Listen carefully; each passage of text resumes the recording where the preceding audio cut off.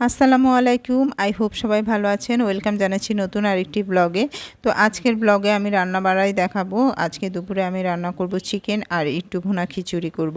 তো চিকেন ছিল অল্প, তো ভাবলাম ওদেরকে করে দিই। ফ্রিজে অনেক আইটেমের তরকারি ছিল, তো এগুলা আমি খাবো আর থাকবে আরও খাওয়ার পরও। তো ওরা তো আর ওইসব শুটকি বা ছোটো মাছ এগুলো কিছুই খাবে না, ওদের জন্য একটু চিকেন রান্না করে দিচ্ছি। তো চিকেনটা আমি যেহেতু অনেকবার রান্না করিয়ে দেখিয়েছি আপনাদের, তো আজকে আর নতুন করে দেখালাম না এটা।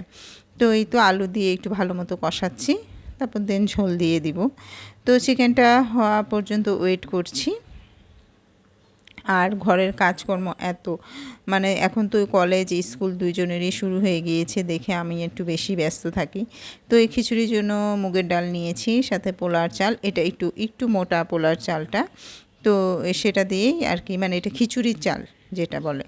তো এই তো হালকা হলুদ দিয়ে আমি আজকে রান্না করব খিচুড়িটা, তাহলে দেখতেও খুব ভালো লাগে। মাঝে মধ্যে আমি এরকম করি, হালকা হলুদ দিয়ে, অথবা কাঁচামরিচের শুধু কাঁচামরিচ দিয়ে খিচুড়ি রান্না করি হালকা হলুদ দিয়ে।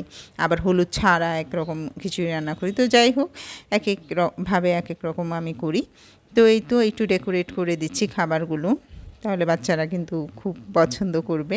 এই তো খিচুড়ি ঝরঝরে একদম খিচুড়ি হয়েছে। আর এরকম ঝরঝরে খিচুড়ি কিন্তু আমার বড় মেয়ে খুবই পছন্দ করে। ও পাতলা খিচুড়ি বা ভুনা খিচুড়িও খেতে চায় না, ও একদম ঝরঝরা খিচুড়ি খাবে। তো ঝরঝরে খিচুড়ির সাথে এই তো চিকেনে আজকে একটু তেলও বেশি হয়েছে। তো যাই হোক, আজকে সব খাবারই একটু রিচ রিচ মনে হচ্ছে।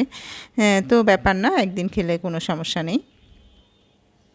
তো এই তো আমি ওদেরকে বেড়ে দিচ্ছি, ওরা খাবে এখন। আজকের খাবার দাবার এগুলাই ছিল দুপুরে, আর আমি তো ওই খাবারগুলাই খেয়েছি। তো বিকালবেলাও ওদেরকে প্রাইভেটে নিয়ে গিয়েছি, ছোটোটারে আবার নিয়ে আসলাম। তো সন্ধ্যার দিকে ওরা কিছু খেলো, ওরা বিস্কিট আর দুধ দিয়েছিলাম, মানে মিল্ক দিয়েছিলাম, তো তাই খেয়েছে। তো সন্ধ্যা হয়ে গিয়েছে, ওরা পড়তে বসছে, আর আমি ঘরের কিছু কাজকর্ম থাকে, মানে সারাটা দিন ব্যস্ত থাকতে হয়। তো রাত 9টা বাজে, তখন আমি ভাবলাম যে আমার কিছু মশলা ব্লেন্ড করতে হবে, গুঁড়া করার দরকার। তো আমার বড় মেয়েটা এলাচ দারচিনি মুখে গেলে আসলে খুব বিরক্ত হয়, মানে এলাচটা বিশেষ করে। তো আমি ভাবলাম এটা একটু ব্লেন্ড করে রাখলে মাংসের মধ্যে দিলে ভালোই লাগে, একটু ভালো একটা সুন্দর স্মেল হয় তরকারিটা, আর তরকারিটাও ঘন হয়।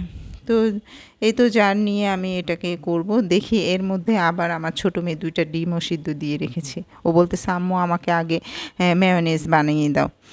আমি বললাম, ও মা, আমি তো এখন জারটা শুকনো আছে, আমি একটু এটা ব্লেন্ড করব, তুমি এটার মধ্যে এটা করতে চাচ্ছ। আচ্ছা যাই হোক, বাচ্চাদের কথা, ওরা রাতে কিছু খাবে না। ব্রেড দিয়ে চিকেন আছে, ওই চিকেন টুকরো টুকরো করে হাত দিয়ে ছিঁড়ে নেবে, আর সাথে এই মেয়োনেজ দিয়ে খাবে।